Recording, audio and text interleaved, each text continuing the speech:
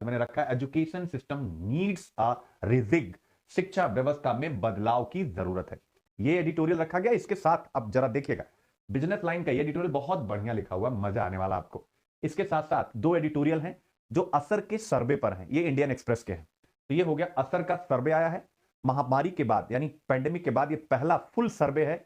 अब इस पर 2-3 दिन एडिटोरियल्स आएंगे, क्योंकि असर के सर्वे को इंपॉर्टेंस सभी जगह दिया जाता है, चाहे सरकार हो या चाहे प्राइवेट इंस्टीट्यूशन हो, शहर को सॉरी असर की रिपोर्ट को सभी इंपॉर्टेंस देते हैं।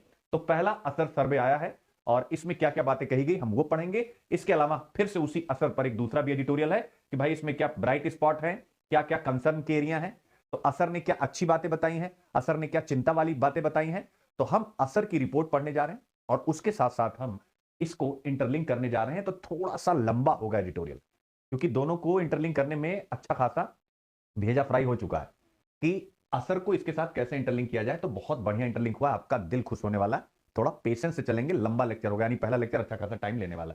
अब हम इसको क्यों पढ़ने जा रहे हैं, UPSC syllabus GS two social justice, अगर आप देखेंगे सामाजिक न्याय, तो वहां पर आपके सामने देख सकते हैं क्या है, शिक्षा मानव संसाधन, एजुकेशन एंड ह्यूमन रिसोर्स के साथ सीधा सीधा ये टॉपिक कनेक्ट है, जहां से हम जबरदस्त यानी कंटेंट निकालने जा रहे हैं। और बहुत आईक्यू आईपी है। और आज प्रीवियस ईयर्स क्वेश्चन का जो प्रेजेंटेशन है वो कहां किया गया है, वहीं अंदर किया गया, यानी हर एक स्लाइड जहां पर भी वो इंटरलिंक हो रहे थे वहां पर लगाया गया है। तो आज यहां पर स्टार्टिंग में आपको मिलेंगे मॉडल क्वेश्चन, और मॉडल क्वेश्चन में पहला क्वेश्चन दिया गया है, do you think India's education system is ready for the market of tomorrow and jobs of tomorrow. Discuss करिए, क्या आपको लगता है कि भारत की शिक्षा प्रणाली कल के बाजार और कल की नौकरियों के लिए तैयार है। अब देख लीजिए, यानी क्या हम जो भारत की शिक्षा प्रणाली है, तो कल जो बाजार होगा, बाजार कौन सा होगा, इंडस्ट्रियल 4 वाला बाजार होगा। तो क्या उस बाजार के लिए हमारी शिक्षा व्यवस्था तैयार है, कल की नौकरियां, क्या इसके लिए हमारा एजुकेशन सिस्टम तैयार है। अब आपके मन में आएगा सर ये क्वेश्चन आपने कॉमन बना दिया होगा, ऐसे ही एडिटोरियल आपने पढ़ा होगा, सोच के आपने बना दिया होगा। जी नहीं, ये वर्ल्ड इकोनॉमिक फोरम की बैठक अभी चल रही ना, वर्ल्ड इकोनॉमिक फोरम डावोस में, वर्ल्ड इकोनॉमिक फोरम की विश्व आर्थिक मंच की बैठक चल रही, उसमें ये दो बातें निकल करके आई हैं। याद रखेगा, दो रिपोर्ट्स पब्लिश हुई हैं, एक का नाम है मार्केट ऑफ टुमारो, एक का नाम है जॉब्स ऑफ टुमारो।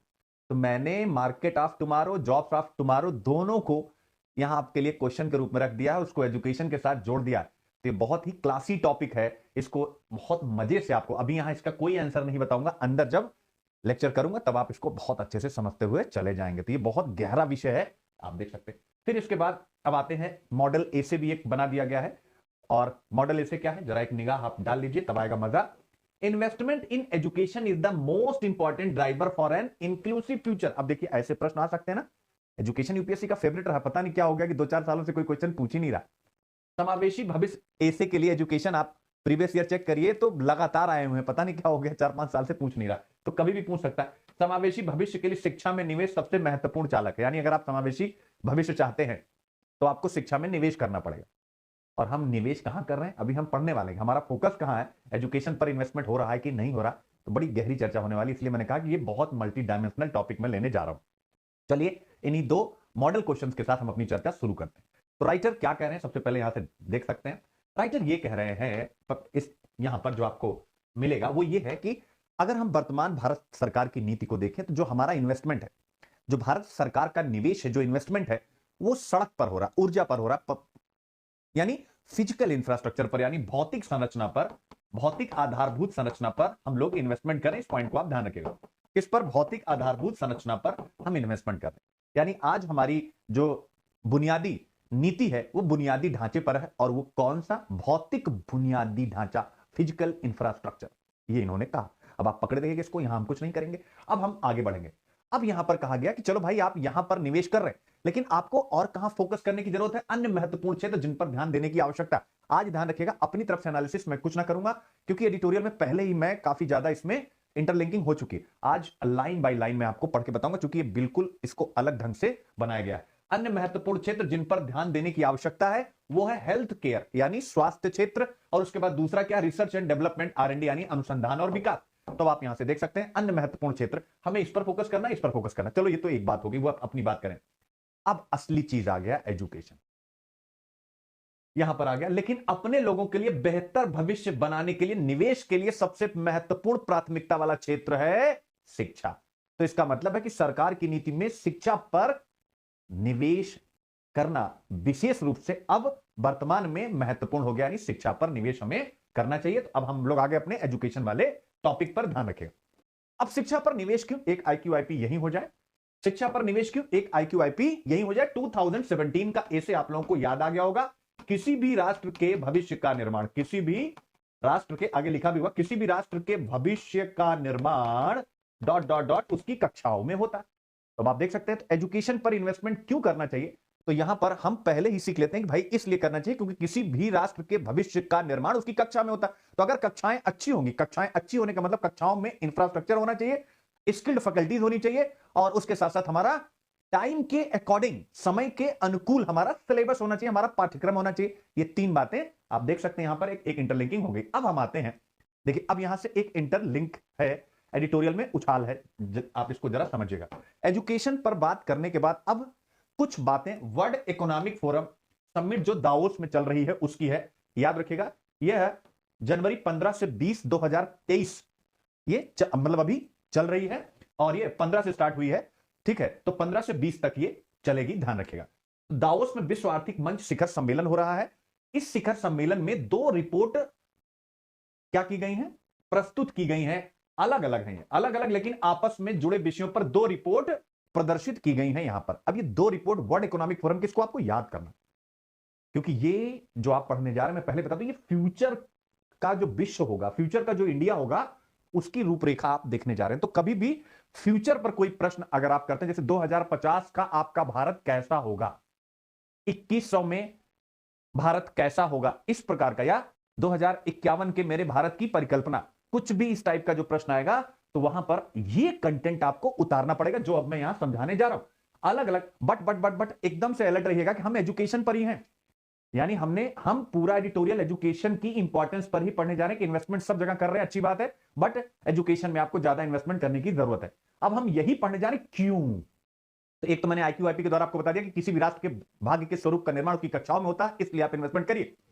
लेकिन अब यहां पर हम ये जो फैक्ट पढ़ने जा रहे हैं, ये जो रिपोर्ट्स पढ़ने जा रहे हैं, अंत में ये जाकर के सेट हो जाएंगी कि ये जो रिपोर्ट आई हैं, जिसमें 2 बात पर जिक्र किया गया है, मार्केट ऑफ टुमारो, कल के बाजार, जॉब्स ऑफ टुमारो, कल की नौकरियां। तो ये जो कल के बाजार और कल की नौकरियां, ये दोनों अभी जब आप विस्तार से पढ़ेंगे तो उसके अंतर्गत यह बात निकल करके आएगी कि इन दोनों में हम और संपूर्ण विश्व, भारत भी और संपूर्ण विश्व भी अगर निवेश नहीं करेगा तो ऑब्वियस है वो पीछे रह जाएगा। और दोनों में आप देखेंगे कि शिक्षा सबसे महत्वपूर्ण, यानी शिक्षा कड़ी होगी। एजुकेशन पर इन्वेस्टमेंट किए बगैर हम ना तो कल के बाजार को पकड़ पाएंगे और ना ही कल की नौकरियों को पकड़ पाएंगे। इसलिए मैंने पहले कहा कि हम एजुकेशन ही पढ़ रहे हैं, बट थोड़ा सा कॉन्टेक्स्ट चेंज हो रहा है, ये आप देख सकते हैं। तो ये हो गया कल के बाजार और कल की नौकरियां, 2 रिपोर्ट यहां पर पब्लिश की गई। अब हम आते हैं in the market of tomorrow report, यानी जो पहली रिपोर्ट है कल के बाजार रिपोर्ट। अब इसका हम डिटेल करने जा रहे हैं, पहले इसका डिटेल करेंगे, फिर कल की नौकरियों का डिटेल करेंगे।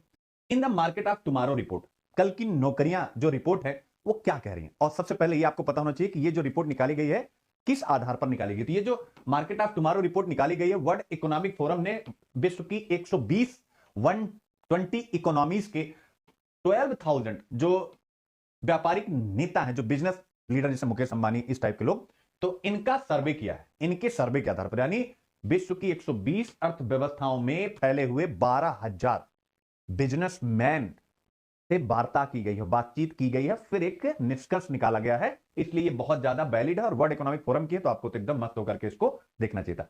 तो इन लोगों से क्या क्वेश्चन पूछा गया, तो आइए देखें। इन लोगों से क्वेश्चन पूछा गया, सवाल था, अगले 10 वर्षों में आपके देश के लिए कौन सी तकनीकें और क्षेत्र सामरिक महत्व के, कौन सी तकनीकें सबसे ज्यादा महत्वपूर्ण है, कौन सा क्षेत्र सबसे ज्यादा महत्वपूर्ण रूप से उभरेगा। अब जरा देखिए, आंसर दिमाग खराब हो जाएगा। मतलब हमें लगेगा ना industrial 4, internet of things, machine learning, किसी ने जिक्र ही नहीं किया, ठीक है ना। आइए देखते हैं कौन सी तकनीकें और क्षेत्र सामरिक महत्व के। आंसर आता है, याद रखिएगा, और वो है, इन्होंने कहा कृषि क्षेत्र और कृषि में उपयोग होने वाली प्रौद्योगिकी। ये सबसे ज्यादा सामरिक महत्व के हैं, स्ट्रेटेजिक इंपॉर्टेंस के हैं। अब जरा देखिएगा, यानी कृषि क्षेत्र पर फोकस किया गया है। कृषि क्षेत्र और कृषि तकनीकी आने वाले समय में सबसे महत्वपूर्ण बाजार के रूप में उभरने वाले हैं। अब लीजिए भैया, कल के बाजार, कृषि और कृषि तकनीकी। अब आप यहां पर ये मत सोचिएगा कि हम लोग एग्रीकल्चर पढ़ने जा रहे हैं, अब हम यही हल्का सा आपको हिंट कर दूं जिससे कि आपकी जो कनेक्टिविटी है एडिटोरियल के साथ वो बिल्कुल गहरे स्तर पर बनी रहे। तो यहां पर हम लोग यही करने जा रहे हैं कि एग्रीकल्चर में टेक्नोलॉजी, इसके साथ साथ एग्रीकल्चर सेक्टर अब इंपॉर्टेंट हो रहा है आने वाले समय में, तो बट इसका हम दोहन कैसे कर पाएंगे? इसका दोहन हम तभी कर पाएंगे जब हमारे किसान या एग्रीकल्चर से जुड़े हुए सभी लोग क्या होंगे, यानी वेल एजुकेटेड होंगे, वेल स्किल होंगे। तो ये इंपॉर्टेंट है, इसीलिए इसको हम बताएंगे। कृषि क्षेत्र और प्रौद्योगिकी इन्होंने कहा, याद रखिएगा, ठीक है ना। तो कृषि प्रौद्योगिकियों को सबसे महत्वपूर्ण सामरिक प्राथमिकता के रूप में देखा जा रहा है।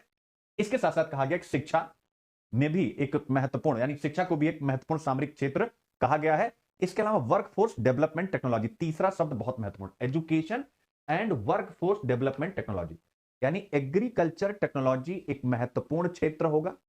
पहला उन्होंने ये कहा कि एग्रीकल्चर में टेक्नोलॉजी हमें लाना पड़ेगा।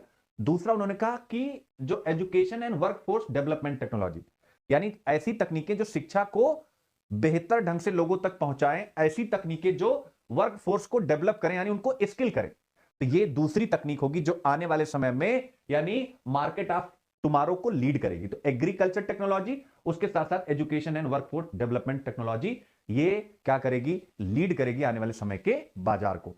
क्यों करेगी? आप सबको अच्छे से पता है कि अगर आपके पास सब कुछ है बट अगर आपके पास स्किल्ड ह्यूमन रिसोर्स नहीं है, जो वेल एजुकेटेड है, वेल ट्रेंड है, तो आप उन संसाधनों का, कोई भी संसाधन हो आपके पास, उन रिसोर्सेज का, संसाधनों का आप बेहतर ढंग से उपयोग नहीं कर सकते हैं। यह पॉइंट आप ध्यान रखिएगा। अब आता है कंक्लूजन, यानी इस रिपोर्ट का कंक्लूजन। सुझाए गए क्षेत्र वर्तमान में सरकारी व्यय प्राथमिकताओं में से काफी भिन्न है। यानी जो in the market of tomorrow report में जो दो बातें कही गई है कि एग्रीकल्चर में टेक्नोलॉजी और उसके साथ साथ एजुकेशन और वर्क फोर्स को डेवलप करने वाली टेक्नोलॉजी को डेवलप करना है, इन दोनों में जो कि आने वाले समय में बाजार को नियंत्रित करेंगे, भारत में इन्वेस्टमेंट नहीं हो रहा। सिंपल सी बात है, हो रहा है तो बहुत कम हो रहा है। तो इसको आप ध्यान रख लीजिएगा। अब आते हैं, राइटर कहते हैं वही बात जो मैंने बात आपको पहले कह दी, कल के बाजारों के लिए कृषि विशेष रूप से चुनौतीपूर्ण है। कल के बाजारों के लिए एग्रीकल्चर क्या है, विशेष रूप से महत्वपूर्ण है। क्यों? क्योंकि भैया कोविड के बाद भूख का स्तर बढ़ गया, यानी भूखमरी बढ़ी है, तो सभी की भूख शांत करना है, इसलिए एग्रीकल्चर महत्वपूर्ण है। इसके साथ साथ अगर हम sustainable development goal number 2 zero hunger को प्राप्त करना चाहते हैं तो भी कृषि क्षेत्र की ही सर्व महत्वपूर्ण भूमिका है, ऑब्वियस है। इसके बाद वो एक पॉइंट और कह रहे हैं कि अगर हम पेरिस क्लाइमेट समिट में जो कार्बन उत्सर्जन को नियंत्रित करने का लक्ष्य रख चुके हैं, अगर उसको प्राप्त करना चाहते हैं, यानी सभी राष्ट्र अगर अपनी एनडीसी के लक्ष्य को प्राप्त करना चाहते हैं, राष्ट्रीय स्वैच्छिक योगदान के, तो उन्हें कृषि क्षेत्र पर विशेष फोकस करना पड़ेगा और कृषि में उत्पादकता पर फोकस करना पड़ेगा। तो याद रखिएगा किस पर, सस्टेनेबल डेवलपमेंट गोल 2 के उद्देश्य को पूरा करने के लिए कृषि बहुत महत्वपूर्ण है। इसके साथ साथ कार्बन उत्सर्जन को नियंत्रित करने के लिए भी कृषि क्षेत्र बहुत महत्वपूर्ण है। और उसका समाधान कैसे होगा, यहां वही बताया गया है कि अगर हम कृषि की उत्पादकता को बढ़ा दें, यानी 1 हेक्टेयर में अगर हम, एक एग्जांपल, 100 केजी कोई भी अनाज पैदा कर रहे हैं, तो 1 हेक्टेयर में हम 200 केजी अनाज पैदा करने लग जाए तो क्या होगा, कृषि से भी तो कार्बन उत्सर्जन होता है ना भाई। तो ऐसे में हमारा क्या हो जाएगा, कार्बन उत्सर्जन कम हो जाएगा ना। तो सिंपल सी बात है, यानी एग्रीकल्चर में हमें विशेष ध्यान देने की जरूरत है और एग्रीकल्चर में टेक्नोलॉजी का उपयोग किस प्रकार से हो और कौन सी टेक्नोलॉजी लानी है, इस पर हमें रिसर्च करने की अब आवश्यकता है। यही बात यहां पर कही गई। तो भूख के लिए एग्रीकल्चर बहुत महत्वपूर्ण है। इसके साथ साथ अगर आप क्लाइमेट चेंज को संबोधित करना चाहते हैं तो भी एग्रीकल्चर बहुत महत्वपूर्ण है, इसलिए एग्रीकल्चर में अब टेक्नोलॉजी की डिमांड बहुत ज्यादा होने वाली है। तो ऐसे में अगर एग्रीकल्चर में टेक्नोलॉजी की डिमांड होगी तो भाई हमारे पास वर्क फोर्स भी तो होनी चाहिए जो उस टेक्नोलॉजी को समझ सके। अब आप खुद सोचिए, हिंदुस्तान के 70% किसान, 70 क्या 86% किसान जो मार्जिनल है और छोटे हैं, 1 हेक्टेयर या 2 हेक्टेयर से कम भूमि वाले हैं, वो कितना एग्रीकल्चर लिटरेट है, एग्रीकल्चर टेक्नोलॉजी की कितनी समझ रखते हैं, आप मुझे बताइए। क्या इस पर हिंदुस्तान में कोई नीति, कोई नियम, कोई कानून बन रहा है? जी नहीं, कहीं से कोई नीति नियम कानून नहीं है। यही एडिटोरियल में दिखाया गया कि आने वाला बाजार एग्रीकल्चर का है, आने वाला बाजार एग्रीकल्चर टेक्नोलॉजी का है, आने वाला बाजार एजुकेशन और स्किल का है। लेकिन इस पर इत्तेफाक से हिंदुस्तान में जो जीडीपी का खर्च होना चाहिए वह बहुत कम हो रहा है। पहली चीज हो गया। अब आता है in the jobs of tomorrow report. Jobs of tomorrow report देखिएगा, कल की नौकरियां समावेशी, न्यायसंगत और टिकाऊ होनी चाहिए। यानी कल की जो भी नौकरियां होंगी क्या होंगी, समावेशी, यानी क्या हो, सबको रोजगार मिले। इसके साथ साथ क्या होना चाहिए, इक्विटेबल, यानी हर जगह उद्योग होने चाहिए और उसके साथ साथ वो सस्टेनेबल होने चाहिए, यानी जिसमें कार्बन उत्सर्जन वगैरह ना हो, इस प्रकार का होना चाहिए। अब देखिएगा इसी रिपोर्ट में कहा गया कि कल की नौकरियों की दो श्रेणियां हैं, जरा याद रखिएगा, इसको रटना है आपको, क्यों भी, social job from education to health care and इसी प्रकार के और। तो सामाजिक नौकरियां होंगी जैसे शिक्षा, स्वास्थ्य सेवा और इसी प्रकार की अन्य सामाजिक सेवाएं, और दूसरी होगी ग्रीन जॉब्स। अब देखिएगा ग्रीन जॉब्स मैं पहले भी पढ़ा चुका हूं, ये एग्रीकल्चर में होगा, ये फॉरेस्ट्री यानी वानिकी में होगा, फिशरी यानी मत्स्य पालन में होगा, एनवायरमेंट मैनेजमेंट यानी पर्यावरण प्रबंधन में होगा, और इसी तरह के अन्य क्षेत्रों में होगा। तो ये देखिए कल की नौकरियां, ये देख सकते हैं इन दो क्षेत्रों से आएंगी। अब देखो बच्चों, इकोनॉमिक्स की यूनिट 1 भारतीय अर्थव्यवस्था में संसाधनों को जुटाना, विकास, प्रगति और रोजगार से संबंधित विषय। तो रोजगार यानी इंप्लॉयमेंट से रिलेटेड इशू। तो अब अगर आपसे कोई प्रश्न पूछे कि भविष्य की नौकरियां कहां से आएंगी, भविष्य की नौकरियां, तो आप कहेंगे, देख सकते हैं एकदम फैक्ट आपको मिल गया कि भविष्य की नौकरियां according to World Economic Forum report जो उसने डावोस समिट 2023 में बताई है, वह नौकरियां आएंगी सामाजिक क्षेत्र से जैसे शिक्षा और स्वास्थ्य में, ग्रीन जॉब्स आएंगी जैसे कृषि, वानिकी, मत्स्य पालन और पर्यावरण प्रबंधन, और इसी प्रकार के अन्य क्षेत्र से। अब आप देखिए कि हम लोग फ्यूचर में जो प्रश्न आने वाला है उसका आइडिया यहां से लगा रहे हैं और कितने अच्छे पॉइंट लिख रहे हैं। अब ये पॉइंट किस इकोनॉमिक्स की बुक में आपको मिलने वाला है इतना अपडेट रूप में, इसीलिए ये लेक्चर यानी ये अखबार बड़े खूबसूरत होते हैं, ध्यान रखिएगा। अब हमारे सामने एक प्रश्न भी है 2014 में आपसे पूछा गया, जिस समय हम भारत के जनसांख्यिकीय लाभांश को शान से प्रदर्शित करते हैं उसी समय काल में हम रोजगार योग्यता की पतनशील दर को नजरअंदाज कर देते हैं। और फिर क्या लिखा हुआ है, भारत को जिन जॉबों की बेसब्री से दरकार है वो जॉब कहां से आएंगे, where will the jobs that India desperately needs come from. ये जॉब कहां से आएंगे, तो आप लिखेंगे भैया ये job according to jobs of tomorrow report World Economic Forum की आएंगे सोशल सेक्टर से, आएंगे ग्रीन जॉब्स। ये आप लिख सकते हैं कि नहीं, इस आंसर में 2 पॉइंट आप चिपका सकते हैं, तो ये आप यहां से देख लीजिएगा। अब आते हैं, रिपोर्ट ने निष्कर्ष निकाला कि जो विश्व की 10 बड़ी अर्थव्यवस्थाएं जैसे Australia, Brazil, China, Germany, India, Japan, south Africa, Spain, UK और यूएस, इनको कहा गया कि अगले दशक में अकेले इन क्षेत्रों में 68 मिलियन से अधिक रोजगार सृजित करने होंगे। और ये बात, यानी ये जो 10 बड़ी इकोनॉमीज हैं इनको इन क्षेत्रों में, सामाजिक में और ग्रीन जॉब्स में लगभग 68 मिलियन से अधिक रोजगार सृजित करने होंगे। आपको इसके लिए काम करना है, इसके लिए रिसर्च करना है, ठीक है, तो इनको करने होंगे। भारत में भी अब आता है अगले दशक में, यानी 2022 से 32 वाले दशक में, आप ऐसा मान सकते हैं, वानिकी और कृषि पेशेवरों, जरा याद रखिएगा, पेशेवर की बात हो रही, प्रोफेशनल्स की बात हो रही, जो एक्सपर्ट होते हैं उनकी बात हो रही, पॉइंट को समझिएगा। तो भारत में अगले दशक में वानिकी और कृषि पेशेवरों और सलाहकारों और लाइफ साइंस टेक्नीशियंस में नौकरियों की आवश्यकता है। अब आप देख सकते हैं, और यह कहा गया आने वाले एक दशक में इन क्षेत्रों में, यानी आप देख सकते हैं एग्रीकल्चर प्रोफेशनल्स में, एग्रीकल्चर एडवाइजर्स में, लाइफ साइंस टेक्नीशियंस में आने वाले 10 सालों में 162% रोजगार की जरूरत होगी। यानी ये क्षेत्र आने वाले समय में बढ़ने वाले क्षेत्र हैं, इसलिए हमें अभी से अपना जो वर्कफोर्स है उसको स्किल करने पर ध्यान देना है।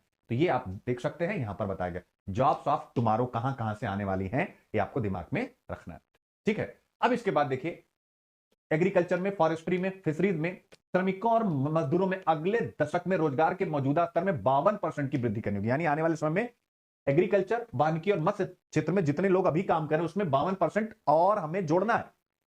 भारत को इस समय की तुलना में 68% अधिक, यानी 2023 में जब ये रिपोर्ट आई है, इस समय की कंपेयर में 68% अधिक कृषि, वानिकी और मत्स्य पालन में उत्पादन प्रबंधकों की आवश्यकता होगी, यानी प्रोडक्शन मैनेजर्स की आवश्यकता होगी, एक्सपर्ट लोगों की आवश्यकता होगी। तो आपको यहां यह समझना है कि फ्यूचर के जॉब के एरिया ये होंगे और ये सामाजिक और ग्रीन जॉब्स। ऐसे में हमें बहुत ज्यादा प्रोफेशनल्स की जरूरत है, एजुकेशन में भी, हेल्थ में भी, एग्रीकल्चर में भी या अन्य क्षेत्रों में भी।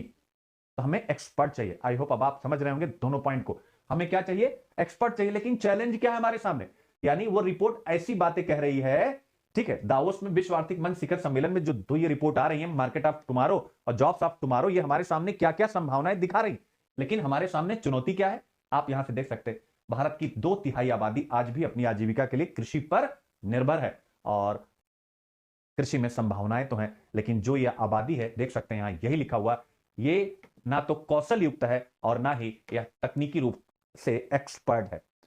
इसका मतलब जो कृषि पर हमारी आबादी निर्भर है वो ना तो स्किल्ड है और ना ही तकनीकी रूप से सक्षम है, ध्यान रखिएगा। तो ऐसे में यहां पर यही कहा गया है कि उपयोग करने के कौशल के बिना नवाचार बेकार है। क्या कॉन्सेप्ट, जरा समझिए इसको, हल्के मत लीजिए। Innovation without skills to use it is useless. उपयोग करने के कौशल के बिना नवाचार क्या है, बेकार है। नहीं समझे? अरे भैया, जैसे मान लीजिए आपने एक मशीन बना दी, ठीक है, और आपने बताया कि इस मशीन के द्वारा एक साथ, यानी इसी मशीन से एक साथ जितने भी एग्रीकल्चर इनपुट चाहिए होते हैं वो सब जो है खेत में यूज हो जाएंगे। यानी एक मशीन ऐसी आई है जो हम यह कह सकते हैं कि अपनी बुआई की पद्धति या एग्रीकल्चर की सभी प्रकार की प्रक्रियाओं को इस प्रकार से संचालित करती है कि जो मृदा की, जो मिट्टी की फर्टिलिटी है, उर्वरकता, वो बहुत मजबूत हो जाती है और उत्पादन डबल हो जाता है। हम ऐसी संकल्पना सोच सकते हैं, ठीक है ना। तो अब अगर मशीन आ गई है, लेकिन इस मशीन को आप कैसे व्यवहार में लाएंगे, इसको चलाएगा कौन, ठीक है ना। इसको चलाएगा कौन, टेक्नोलॉजी लाना महत्वपूर्ण नहीं, वो चलेगी कैसे, सबसे महत्वपूर्ण ये होता है। तो वही कह रहा है उपयोग करने के कौशल के बिना नवाचार बेकार है। तो इसका मतलब है कि सबसे पहले उपयोग करने का कौशल डेवलप कीजिए। इसका मतलब है शिक्षा पर निवेश कीजिए, वो यही कहना चाह रहे हैं बार बार। तो इसी के साथ एक कॉन्सेप्ट आपको सिखाना बहुत महत्वपूर्ण था, इसलिए 2016 का यह ऐसे यहां लगाया गया है कि नव प्रवर्तन आर्थिक समृद्धि और सामाजिक कल्याण का अपरिहार्य निर्धारक है। Innovation is the key determinant of economic growth and social welfare. अब आप यहां से देखिए इनोवेशन, तो हम पढ़ते हैं कि भाई इनोवेशन है तो जीडीपी भी बढ़ेगी और सोशल वेलफेयर भी होगा, लेकिन वो क्या कह रहा है स्टेटमेंट, उस स्टेटमेंट से हम इस निबंध में एक नई चीज सीख गए हैं जो आप लोगों को एग्जाम में यूज करना है कि नवाचार तो महत्वपूर्ण है, नवाचार जीडीपी के लिए, सोशल वेलफेयर के लिए महत्वपूर्ण है, लेकिन उसके साथ साथ एक पॉइंट आप और लिखेंगे कि नवाचार का उपयोग करने का, यानी नवाचार हम कुछ भी करेंगे, इनोवेशन कुछ भी करेंगे, उसको उपयोग करने का स्किल भी हमारी जनसंख्या में होना चाहिए, तभी जाकर के इनोवेशन जीडीपी और सोशल वेलफेयर का एक माध्यम बन पाएगा। तो इसलिए मैंने सोचा कि यहां से आपकी सोच में एक पॉइंट की वृद्धि कर दी जाए, और आई होप कि वह वृद्धि हो चुकी है। एक बार आप लोग कमेंट करके बता सकते हैं। तो यही सारी बातें हैं। अब यहां पर कहा गया कि हिंदुस्तान एग्रीकल्चर टेक्नोलॉजी में इनोवेशन कर रहा है और इंडिया में एग्री स्टार्टअप आ रहे हैं। यहां तक कि सरकार कृषि ड्रोन आदि जैसी उन्नत तकनीकों पर पैसा भी लगा रही, बजट का एक बड़ा हिस्सा इस पर खर्च भी कर रही, लेकिन देखिए डॉट डॉट डॉट वही आगे, इस तकनीक के उपयोगकर्ताओं के पास उन्हें ठीक से लागू करने के लिए कौशल की कमी है। यानी टेक्नोलॉजी है हमारे पास, महत्वपूर्ण है, लेकिन हमारे पास उस टेक्नोलॉजी को मैक्सिमम कैसे यूज कर लिया जाए, इसका कौशल नहीं है। तो आई होप आप समझ रहे होंगे कि फ्यूचर में जॉब और फ्यूचर में मार्केट किसी का भी हो, ध्यान रखिएगा, मजा वही उठाएगा जो स्किल्ड होगा, जहां की पॉपुलेशन कौशल युक्त होगी, जहां का वर्किंग एज पॉपुलेशन मानव संसाधन कहलाता होगा। ध्यान रखिएगा, ये सारे पॉइंट आप यहां पर दिमाग में रख लीजिए।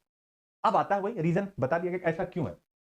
इस तकनीक के उपयोगकर्ताओं के पास उन्हें ठीक से लागू करने के लिए कौशल की कमी है। अभी कौशल की कमी कहां है, लिख दिया गया हमारे शिक्षा निवेश में। यानी अब आपको मजा आया होगा, हम लोग स्टार्टिंग वाले पॉइंट पर पहुंच गए कि हमारे यहां फिजिकल इंफ्रास्ट्रक्चर में इन्वेस्टमेंट है और एजुकेशन में इन्वेस्टमेंट की कमी है। अब हम आ गए, आज हमारी यानी हमारे स्थान में स्थिति क्या है कि शिक्षा निवेश में अंतराल है बच्चे। तो इसको बहुत बढ़िया से आप पढ़ लीजिएगा, ठीक है। क्या है, शिक्षा निवेश में अंतराल है। तो ऐसे में अगर हम भारतीय कृषि को बदलना चाहते हैं तो टेक्नोलॉजी का उपयोग ठीक है, लेकिन सबसे पहले भारतीय किसान को हमें टेक्नोलॉजी का उपयोग करने में सक्षम बनाना होगा। अब मजा आया। अब वह निबंध भी आप 2017 वाला जरा सामने ला सकते हैं, जब कहा था कि भारत में अधिकतर किसानों के लिए कृषि लाभकारी नहीं है। ऐसा प्रश्न आया था 2017 में ऐसे। तो आप बता सकते हैं भाई एक पैराग्राफ वहां पर कि भारतीय किसानों को कौशल सिखाने की जरूरत है। क्या है, कौशल सिखाने की जरूरत है। अगर हम कौशल सिखा ले गए तो स्वाभाविक है भारतीय किसानों के लिए, अधिकतर किसानों के लिए कृषि लाभकारी बन जाएगी, जैसा कि यहां कहा गया। तो आप जैसे चाहें वैसे घुमा घुमा करके IQ करते रहें। ये हो गया।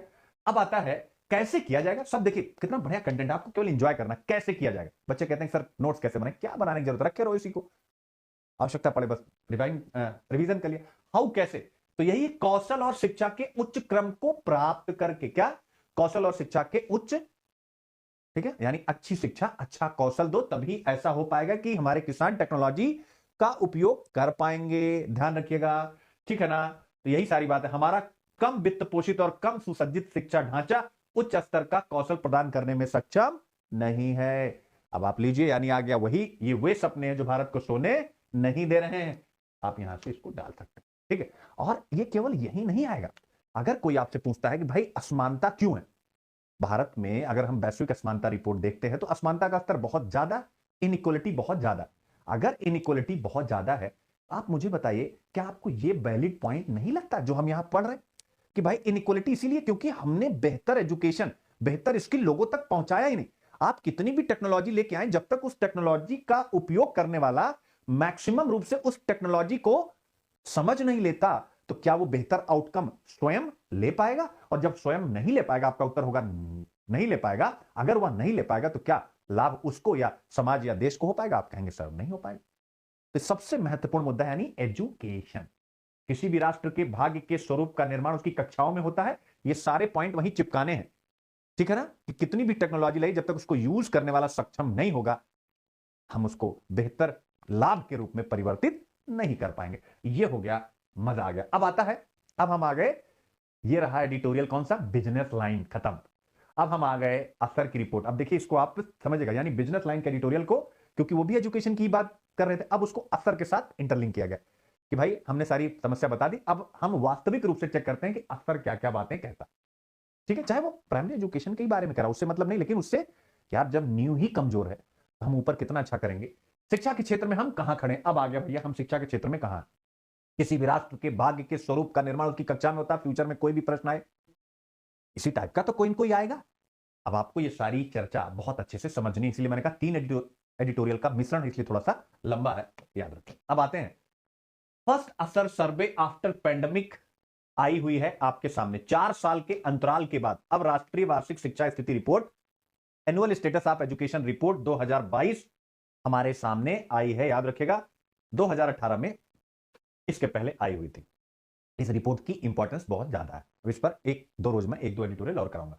अब 2022 की रिपोर्ट में क्या है जरा याद रखिए। तो सबसे पहले ये रिपोर्ट निकालता कौन है, तो आप सबको पता होना चाहिए। प्रथम एक एनजीओ है, प्रथम फाउंडेशन। अब बड़ा महत्वपूर्ण है, जीएस 2 में अगर आप चेक करेंगे तो जीएस 2 में एक सिलेबस, एक यूनिट है एनजीओ, गैर सरकारी संगठन, एनजीओ, सेल्फ हेल्प ग्रुप, एक यूनिट है। तो एनजीओ की भूमिका देश के विकास में, या ऐसे भी प्रश्न आया हुआ चेक करेंगे आप, नॉन स्टेट एक्टर्स की भूमिका देश के विकास में।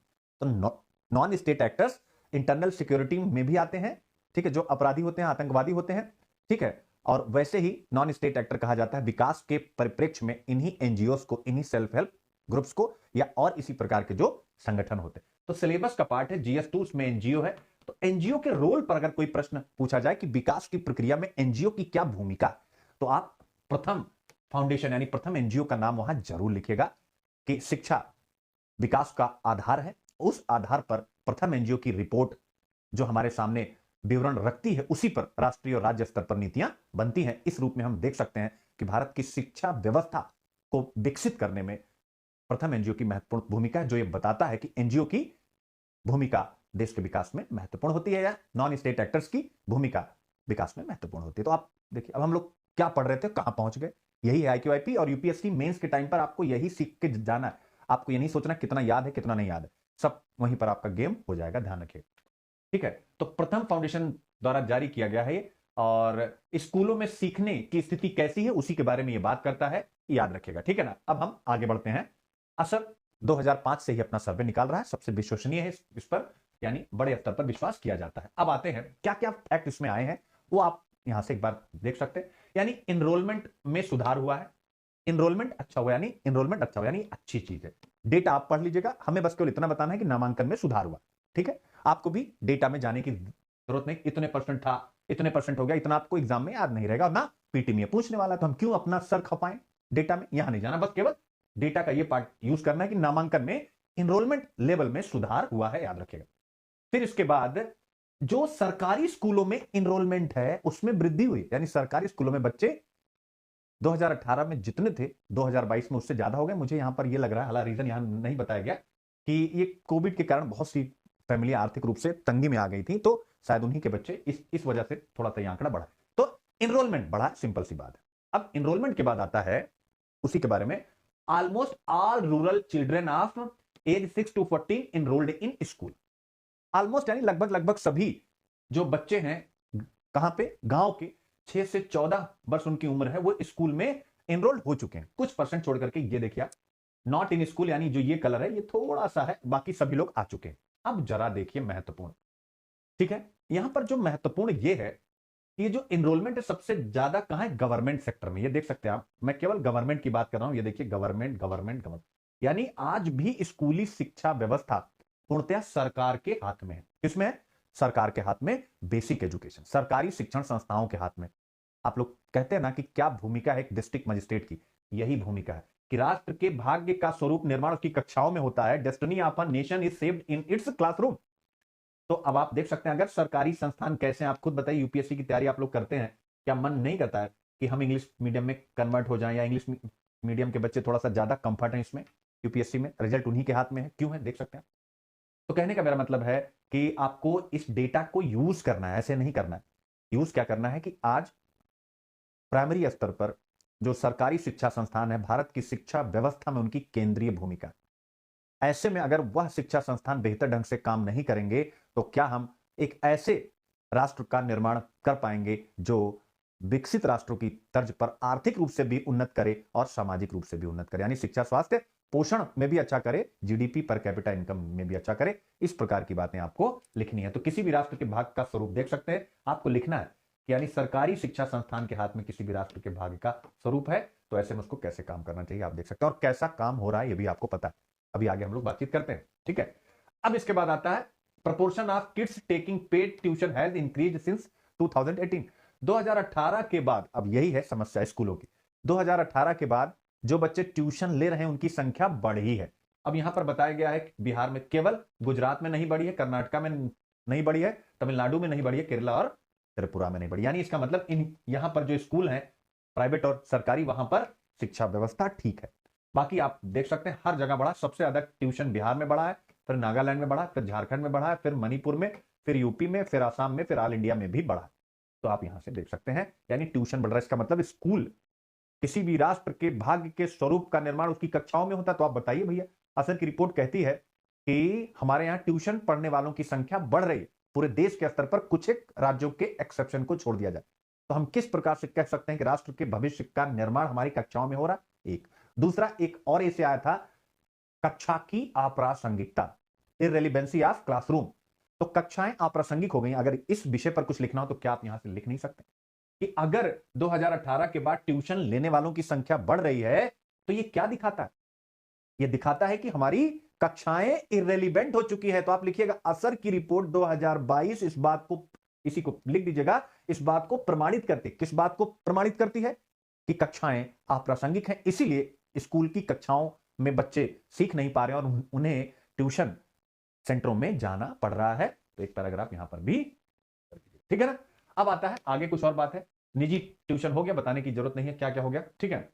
लेकिन फिर भी एक पॉजिटिव है कि 2014 से 18 के बीच अगर देखें तो बच्चे अब थोड़ा सीख रहे हैं, यानी सीखने का स्तर थोड़ा ठीक हो रहा है, यानी थोड़ा थोड़ा पॉजिटिव भी है, ऐसा नहीं है कि सब नेगेटिव भी है। अब आते हैं इन पैंडेमिक ईयर, यानी पैंडेमिक के वर्षों में basic reading was hit harder than math, याद रखें, ठीक है ना। तो पैंडेमिक के टाइम पर यहां पर यह बताया गया है, याद रखें कि भाई जो सीखने की क्षमता है वो कम हुई थी, ऑब्वियस स्कूल वगैरह बंद हो गए थे, सब कुछ बंद हो गया था, तो आपको ध्यान में रखने की जरूरत है। अब देखिए यहां पर असर ने यह रिपोर्ट दी, उसमें क्या कह रहे हैं, able to at least read at grade 2 level, यानी उन लोगों का प्रतिशत है 100 में से वे बच्चे जो ग्रेड 2 लेवल का उनका जो भी सिलेबस उसको पढ़ सकते हैं। आप देखिए 2022 में कहां गया भैया, इनकी संख्या कितनी हो गई है, ये देखिए 20.5%, यानी 100 में से 20.5% बच्चे हैं जो ग्रेड 2 लेवल को अच्छे से रीड कर पा रहे। आप सोचिए क्या ये तकलीफ वाली बात है कि नहीं। प्राथमिक स्वास्थ्य और शिक्षा की उपेक्षा भारत के पिछड़ेपन के कारण है, ऐसे आया था 2019 में। Neglect of primary health care and education in India are reason for its backwardness. तो प्राथमिक शिक्षा की उपेक्षा आ गया कि नहीं आ गया?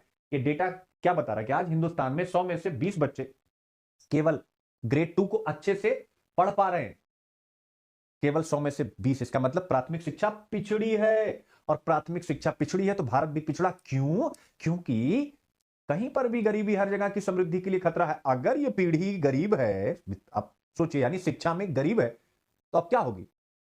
ये प्रोसेस ऑफ डेप्रिविएशन का, वंचितता के चक्र का शिकार हो जाएगी, और पीढ़ी दर पीढ़ी ये गरीब ही बनी रहेगी, और फिर देश का विकास बाधित हो जाएगा कि नहीं। तो वही है, प्राथमिक शिक्षा की उपेक्षा भारत के पिछड़ेपन का कारण है, आपको सिद्ध कर देना।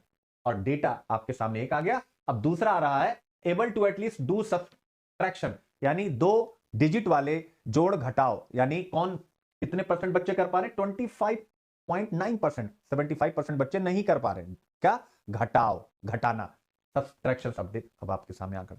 तो क्या यानी मतलब प्राथमिक शिक्षा की उपेक्षा भारत के, यानी जब हम एक बहुत बड़ी आबादी देख सकते हैं जो इस डेटा से है कि जो सरकारी स्कूलों में पढ़ रही है, हालांकि इसमें प्राइवेट के भी डेटा है, तो जो पढ़ रही है अगर उसकी स्थिति यह है, लर्निंग आउटकम यह है, तो वो एक बहुत बड़ी आबादी है। वो आबादी क्या होगी? बड़े होकर के आप विचार करें, वो मजदूर होगी, और वह आबादी मजदूर होगी तो स्वाभाविक है वह कितनी आय अर्जित कर पाएगी? वो कम आय अर्जित करेगी। होगा वो भी इकोनॉमी का हाउस होल्ड सेक्टर। इकोनॉमी के 4 सेक्टर, सरकारी, निजी, हाउस होल्ड और एक्सटर्नल सेक्टर, घरेलू क्षेत्र। घरेलू क्षेत्र इसलिए महत्वपूर्ण होता है किसी भी इकोनॉमी में क्योंकि वो डिमांड क्रिएट करता है। लेकिन यहां क्या होने वाला है? मजदूर रहेंगे तो डिमांड कम करेंगे। आप मुझे बताइए, इसका मतलब देश को भी तो इससे नुकसान हो रहा है, देश की जीडीपी को, उसके साथ साथ इनके भरण पोषण के लिए सरकार को ना जाने कितना सोशल सब्सिडी देनी पड़ेगी।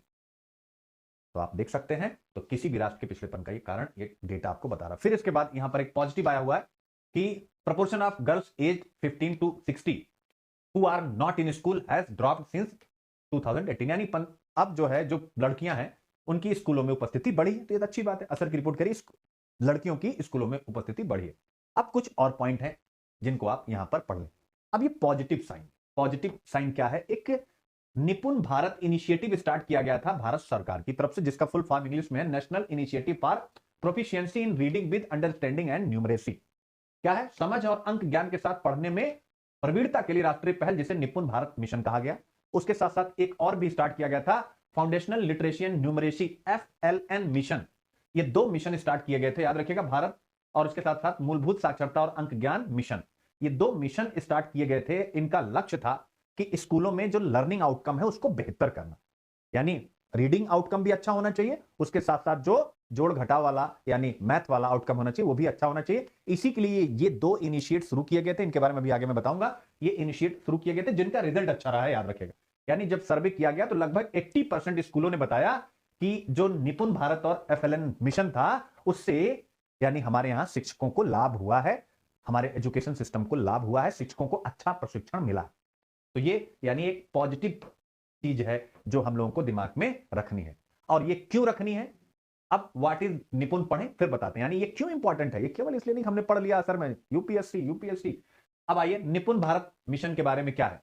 ये शिक्षा राष्ट्रीय शिक्षा नीति 2020 के तहत 2021 की जुलाई में स्कूली शिक्षा और साक्षरता विभाग, department of school education and literacy के द्वारा शुरू किया गया था 2021 में, लेकिन राष्ट्रीय शिक्षा नीति 2020 के एक भाग के रूप में, यानी इसकी जो संकल्पना थी वो नेशनल एजुकेशन पॉलिसी 2020 में की गई थी और इसको शुरू किया गया था। इसका लक्ष्य क्या है कि भारत में प्रत्येक बच्चा ग्रेड 3 यानी 9 वर्ष की उम्र तक, क्या है, ग्रेड 3 कक्षा 3 के अंत तक आधारभूत संख्या और साक्षरता प्राप्त करे, यानी उसे सभी प्रकार का संख्यात्मक कौशल उसे पता, यानी मैथ वगैरह जो पढ़ाया जाता है, और उसके साथ साथ वो बहुत अच्छे से रीड कर सके, राइट कर सके। ये इसका लक्ष्य था। याद रखें कि प्रत्येक बच्चा कक्षा 3 तक आधारभूत संख्या और साक्षरता प्राप्त करे। इसी के बारे में यहां पर कहा गया था। लगभग 80% स्कूलों ने बताया कि हमें ये जो निपुण भारत और FLN मिशन के तहत सहयोग मिला था उससे हमें लाभ हुआ है और शिक्षकों को प्रशिक्षित किया गया।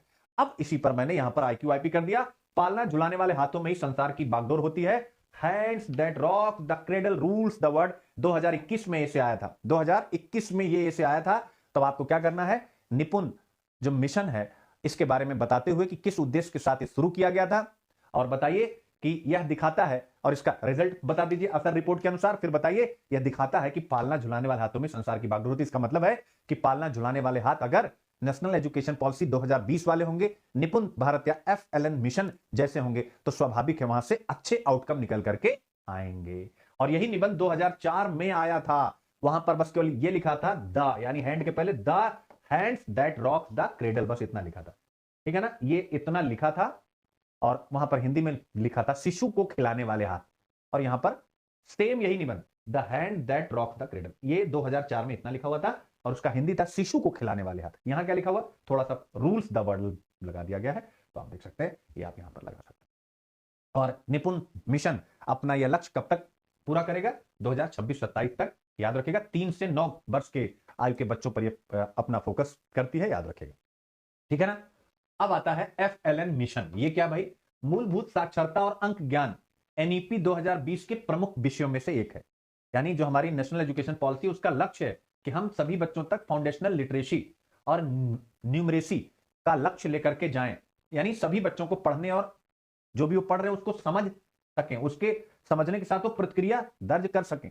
इसके लिए एफएलएन मिशन शुरू किया गया है, याद रखिएगा, ठीक है ना। यानी लिखना, पढ़ना, संख्याओं का बोध, गणितीय सोच, समस्या समाधान और तर्क, ये सब करना ध्यान रखिएगा, ठीक है। तो ये सारी बातें हो गई यहां तक की। अब आता है, अब आगे की और बात आती है कि यहां पर कहा गया कि अगर आप चाहते हैं देश की उत्पादकता को बढ़ाएं तो शिक्षा एक महत्वपूर्ण चीज है। ये हमेशा क्या है, शिक्षा एक महत्वपूर्ण चीज है। अब इसके बाद आगे का रास्ता क्या है, तो यहां कुछ उपाय बताए गए हैं, यानी हम कैसे एजुकेशन को घर घर तक लेके जा सकते हैं। तो यहां पर यह कहा गया है कि हमें इंटीग्रेशन करना होगा between the anganwadi system and the school system, याद रखें, यानी आंगनबाड़ी और स्कूल को एक साथ जोड़ना पड़ेगा। अरे भैया नहीं तो कैसे आप लक्ष्य प्राप्त कर पाएंगे? 3 साल का बच्चा पहले तो आंगनबाड़ी में जाएगा ना, तो अगर आंगनबाड़ी और स्कूल, प्राइमरी स्कूल एक साथ इंटीग्रेटेड नहीं है तो वहां क्या सिखाया जा रहा है और आप क्या सिखाएंगे? अगर दोनों में गैप रहेगा तो बच्चा आंगनबाड़ी में जो कुछ भी सीखा वो व्यर्थ हो जाएगा। तो आंगनबाड़ी को स्कूल के साथ कनेक्ट किया जाए, बहुत अच्छा पॉइंट है। यानी एक स्कीम है जिसमें आंगनबाड़ी को स्कूलों के साथ कनेक्ट कर दिया जाना चाहिए। ये सुझाव तो आप जबरदस्त जहां भी मौका मिले एजुकेशन सिस्टम में रिफॉर्म में जरूर डालिएगा, ठीक है। अच्छा पॉइंट इन्होंने उठाया है। इसके अलावा कि जो आंगनबाड़ी वर्कर्स हैं इनकी मदद ली जाए जिससे इनरोलमेंट रेट बढ़ता रहे, क्योंकि ये लोकल होती हैं, तो ऐसे में इनकी जो घर घर कनेक्टिविटी अच्छी होती है, तो इनके द्वारा हम इनरोलमेंट को कभी गिरने ना दें, इनकी भूमिका सुनिश्चित करें और उसके लिए वेतन वगैरह बढ़ाया जाए, ठीक है। इस प्रकार की चीजें की जा सकती हैं। वही पर्याप्त धन महत्वपूर्ण है, ये इसको करने के लिए भी, इसको करने के लिए भी क्या चाहिए, यानी एजुकेशन पर जीडीपी का खर्च चाहिए। अब आते हैं आगे की तरफ, भैया कुछ भी करोगे रिफॉर्म तो चाहिए पैसा। अब लेकिन हेडिंग पढ़िए, भारत में शिक्षा का आपातकाल लगा हुआ, क्या लगा हुआ है? Education emergency in India. घबराइएगा नहीं, ये केवल एक कठोर वर्ड है लेकिन सत्य है। शिक्षा मंत्रालय के शिक्षा पर बजटीय व्यय के विश्लेषण के अनुसार, यानी मिनिस्ट्री ऑफ एजुकेशन जो भी खर्च करती है, जो बजट उसने दिया हुआ है, आप देख सकते हैं अधिकांश प्रमुख राज्यों ने शिक्षा पर राज्य की आय का 2%, 2.5 से 3% की सीमा में खर्च किया, यानी 2.5 से 3.1% के बीच में अधिकांश बड़े राज्यों ने शिक्षा पर खर्च किया है। अब आप देख सकते हैं, यानी जितनी इनकम है उसका केवल 2%। बाप रे बाप, सोचिए, ये वही स्वप्न है जो आपको सोने नहीं दे रहे, अभी आगे आएगा भी। ये बहुत बड़ी चिंता की बात है, इस पर आप लोग एकदम कंसर्न रहिए। इंटरव्यू वगैरह में ये सारे पॉइंट आप लोगों को उठाने होते हैं, ठीक है। तो 2.5 से 3% के बीच में पैसा खर्चा हो रहा है। 100 रुपया मिल रहा है तो 100 रुपये में केवल 2 रुपया हम एजुकेशन पर खर्चा करें। आप लोग भी ऐसा मत करिएगा, मैं सबसे बता रहा हूं, पैसा कोई भी नहीं बचाएगा, चाहे 10 रुपया होगा एजुकेशन पे 10 रुपया खर्च करना, भूखे पेट रह जाना मंजूर है। अभी मत कहिएगा कि सर भूखे भजन न हो गोपाला, ऐसा कुछ भी नहीं, सब होता है। आर्मी वाले और ये सब जो बॉर्डर पे हैं कई बार भूखे रह जाते हैं, ठीक है, रसद नहीं पहुंच पाती, लॉजिस्टिक सुविधा बंद हो जाती है बर्फबारी और इन सब के कारण, तो ऐसा कुछ भी नहीं, हम लोग भी कभी कभी भूखे रह जाते हैं। पानी रखा हुआ है यहाँ पर, ये देखिए होठ सूखता है, लेकिन पढ़ाते पढ़ाते आदमी इतना रिदम में रहता है कि भूल ही जाता है कि पानी भी पीना, ठीक है। तो मेरा कहने का मतलब है ये सारे पॉइंट, हाँ शिक्षा पर आप लोग पैसा खर्चा करने से बिल्कुल मत चूकिएगा, मैं एकदम स्पष्ट कह रहा हूँ। एजुकेशन सबसे बड़ी चीज है, जितना खर्चा करोगे उतना ही निकलेगा, ठीक है। अगर पैसा नहीं है तो मैं हूं, और मैं आप लोगों के सामने कल एक मैं कल सबसे पहले उस लड़की से अनुमति लूंगा और तब उनके बारे में बताऊंगा, क्योंकि मेरे पास मैसेज वगैरह सब कुछ आ चुका है, लेकिन मैं ऐसे यूज नहीं कर सकता हूं क्योंकि हर एक, तो उस लड़की ने पहले अटेम्प्ट में आईएएस का इंटरव्यू देने जा रही हो, अपनी बच्ची है, मतलब ABCD उसने, उसका स्टेटमेंट है कि सर आप ही से सब सीखा है चाहे जो हो, और IQ IP ही भगवान है हमारे लिए बस। तो उसको मैं इंटरव्यू की तैयारी इस समय करा रहा हूं, ठीक है। बट और वो कभी ना दिल्ली आई ना कहीं आई, कभी कोई मतलब ना, पहले अटेम्प्ट में इंटरव्यू, ठीक है। आज इस समय बात करूंगा, अगर होगा तो आप लोगों को मोटिवेट करने के लिए यहाँ पर स्क्रीन पे मैं लगा दूंगा, उसने जो भी कमेंट वगैरह लिखा है, मतलब जो मुझे मैसेज किया है कि उसने कैसे मेंस निकाला, कैसे क्या क्या। तो मैं ये कहना चाह रहा हूँ कि जिनके पास पैसों की कमी ना, उन्हें भैया चिंता उनता करने की जरूरत नहीं, या अगर फैमिली नहीं भेज रही तो भी चिंता उनता करने की जरूरत नहीं यार। यूट्यूब पे ना इस समय ना आप बस जिसको पकड़े उसको पकड़े रहिए, जिसको पकड़े हैं उसको पकड़े रहिए, तो होके रहेगा। कब तक बचेगा? 1 साल 2 साल, लेकिन हाँ छोड़ना नहीं।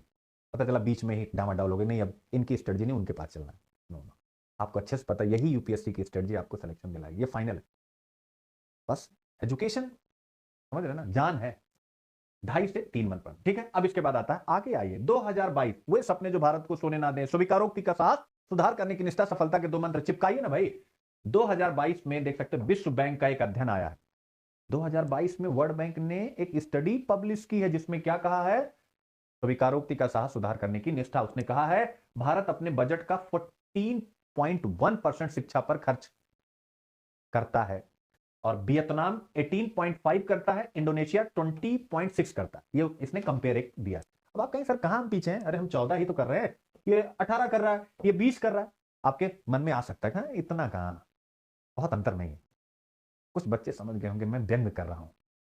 अरे भैया इनकी आबादी भी तो देखो, वियतनाम की पॉपुलेशन कितनी है, इंडोनेशिया की पॉपुलेशन कितनी है और हमारी पॉपुलेशन कितनी है, जरा सोच लीजिए। तो इसका मतलब है वर्ल्ड बैंक कह रहा, मैं नहीं कह रहा हूं, कि हमारी आबादी बहुत ज्यादा है। ऐसे में according to World Bank Bharat को शिक्षा बजट व्यापक स्तर पर बढ़ाने की आवश्यकता है। और यही बात dreams which should not India sleep, ये 2015 का एसे है, वे सपने जो भारत को सोने ना दे, चिपका दीजिएगा इसको वहां पर कैसे भी करके।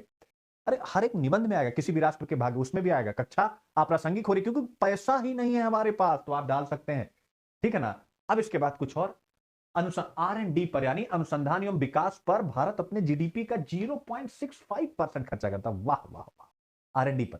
अब जरा मैं स्टार्टिंग वाले पॉइंट, R&D पर आप इतना खर्चा करते हैं और फ्यूचर के जॉब कहां से आने वाले हैं, अभी आपने पढ़ा ग्रीन जॉब्स आएंगी, हेल्थ में, एजुकेशन में आएंगी, सोशल सेक्टर से आएंगी, ग्रीन जॉब्स आएंगी। आप कैसे ग्रीन जॉब अपने यहां क्रिएट कर पाएंगे, आप खुद बताइए, क्योंकि आपके यहां R&D पर पैसा नहीं खर्चा होता। तो आप यहां से देख सकते हैं, ठीक है। और यह जो वर्ल्ड की 10 सबसे बड़ी इकोनॉमी है वो कितना खर्चा करती है, 1.5 से 3%, उससे कितना कम है आप देख सकते हैं। इसके अलावा शिक्षा पर भारत का सकल व्यय सकल घरेलू उत्पाद का लगभग 3% है, यह भी बहुत कम है। अब जरा मस्त रिपोर्ट, और इसके लिए एक बार मैं चाहूंगा 100 से करोगे ना, मुझे भी अच्छा लगता है कि जब अच्छा काम हो तो आपकी तरफ से सराहना होनी चाहिए कि सर कितना रिसर्च करते हैं। कुछ बच्चे कहते हैं सर एनसीईआरटी भी रुक गई, फिर से शुरू कर दी। कहां से भैया, इतना टाइम है, सुबह पढ़ना पड़ता है, उसके बाद फिर टीम कंटेंट बनाती, फिर 4:30 बजे से 1.5 घंटा बैठ करके फोन पे एक एक लाइन इधर उधर होती है, क्या हटाना, क्या करना, कैसे क्या करना, फिर आपको पढ़ाता हूँ 5-6 घंटा, तो यही खा जाता है मेरा हिंदू। लेकिन एक एक छोटा छोटा रिसर्च आप देखिए जो आपके लिए यहां पर तैयार किया जाता है। अब आइए देखिए क्या करें। कोठारी कमीशन 1956 से 66 टू 1985 से 86 क्या करा, एजुकेशन एक्सपेंडिचर टारगेट, यानी शिक्षा पर हमें कितना व्यय करना चाहिए उसका लक्ष्य कोठारी कमीशन ने बताया है। अब उसके बाद जरा देखिए, यानी जितनी भी हमारी ग्रॉस नेशनल इनकम है इन परसेंट, ठीक है ना, उसका कितना हिस्सा हमें शिक्षा पर खर्च करना चाहिए। जरा देखिए कोठारी कमीशन, और ये आंकड़ा आपके सामने आया है, देख सकते हैं 1965-66 से 85-86 के बीच में हमें कितना खर्चा करना चाहिए। तो कोठारी कमीशन कहता है कि जो भी हमारी समग्र राष्ट्रीय आय है उसका 2.9% हमें 1965-66 में खर्चा करना था। 2.9% 65-66 में, और हम आज कितना खर्चा कर रहे हैं, 3%। ये देख लीजिए आप, ये वही स्वप्न है जो बुरी तरह सोने नहीं दे रहे हैं। आप ऐसा भी लिख सकते हैं पंक्ति बैंक के रूप में। अब आइए जरा देखिए, प्रति व्यक्ति एजुकेशनल एक्सपेंडिचर होना चाहिए था उस समय 12.1%, ठीक है। अभी मैं केवल एक पर जा रहा हूं क्योंकि हम लोग एडिटोरियल इसी एक पर पढ़े हैं, ग्रॉस नेशनल इनकम, और इसको आपको याद कर लेना है। शिक्षा पर किसी भी राष्ट्र के भाग्य के स्वरूप का निर्माण उसकी कक्षाओं में होता, तो आप कहेंगे हाँ, इसीलिए आप लिखेंगे हाँ, किसी भी राष्ट्र के भाग्य के स्वरूप का निर्माण उसकी कक्षाओं में होता है, इसीलिए कोठारी कमीशन ने 1965 में ही कह दिया था और 20 वर्षों का टारगेट रख दिया था कि हमारी जो ग्रॉस नेशनल इनकम होगी उसका कितना परसेंट हमें एजुकेशन पर खर्च करना है। आइए, ठीक है ना। अब देखिए 1970-71 में 3.4, हो हम तो पिछड़ गए। जो 70-71 में खर्चा करना था आज हम कर रहे हैं, यानी अब देखिए। फिर इसके बाद 75-76 में करना था 4.1, ओहो कितना कर रहे हैं, 80-81 कितना कर रहे हैं, 85-86 में हमें 6% जीडीपी का करना था, 85-86 में ही। उसके बाद तो कोठारी कमीशन ने कुछ बोला ही नहीं था कि इसके बाद भाई कोई और कमीशन आएगा वो रिकमेंड करेगा। ये वही स्वप्न है। कक्षाएं क्यों इररिलेवेंट हो चुकी हैं, क्योंकि हम इन सब विषयों पर गहरे स्तर पर चर्चा नहीं कर रहे। मेरी ये बातें जो मैं पढ़ाता हूं, ये इतना रिसर्च, अब चूंकि मैं यूपीएससी के लिए पढ़ाता हूं, ऊपर लिखा हुआ टाइटल द हिंदू, तो बच्चा वही आता है जो यूपीएससी की तैयारी करता है। अदरवाइज ये सारी रिपोर्ट्स अगर बाहर जाएं कट करके तो अच्छा खासा माहौल बना सकती हैं। अब आते हैं आगे का रास्ता, भैया क्या किया जाए। तो वही है हमारे पास, क्या है, डेमोग्राफिक डिविडेंड है, जनसांख्यिकीय लाभांश है। कल ही मैंने आप लोगों को पढ़ाया, वर्कशील जो कार्यशील आबादी हमारी बहुत ज्यादा है और ऐसे में हमें लाभ उठाने की आवश्यकता है। तो कैसे उठाएंगे, वही बताया गया कि हमें अपनी शिक्षा प्रणाली को व्यवस्थित करना है और जो जो कमियां पीछे बताई हैं उसको शुरू कर देना है। कुछ पॉइंट इन्होंने बताया है, याद रखिएगा, ठीक है। तो यहां पर आप मत जाइएगा, जो जो रिफॉर्म मतलब जो पीछे समस्या है उसी को उलट दीजिए। फॉर एग्जाम्पल इनका वाला मत पड़ेगा, ये वे फॉरवर्ड इन लोगों का कभी भी अच्छा नहीं होता। वे फॉरवर्ड में आपको ये बताना है, सबसे पहले केंद्र और राज्य सरकारें मिल करके शिक्षा पर बेहतर ढंग से एकीकृत होकर के नीति बनाएं और जीडीपी का एक अच्छा खासा परसेंट एजुकेशन पर खर्च किया जाए कोठारी कमीशन के अकॉर्डिंग। उसके बाद कौशल स्कूल बनाए जाएं, जैसा कि मैंने कल आप लोगों को सुझाव दिया था, कौशल स्कूल बनाने की जरूरत है। जैसे प्राइमरी स्कूल है, मिडिल स्कूल है, हायर सेकेंडरी की स्कूल है, वैसे ही स्किल यानी कौशल स्कूल नाम ही हो कौशल स्कूल, ठीक है। या अगर आप नहीं बना सकते हैं तो कौशल पर, अगर हमारी पढ़ाई स्कूल में 6 घंटे की हो रही है या 7 घंटे की, 8 घंटे की, तो इसमें से 2 घंटे हमारे पाठ्यक्रम में केवल और केवल कौशल विकास पर केंद्रित होना चाहिए। किस पर? स्किल डेवलपमेंट पर।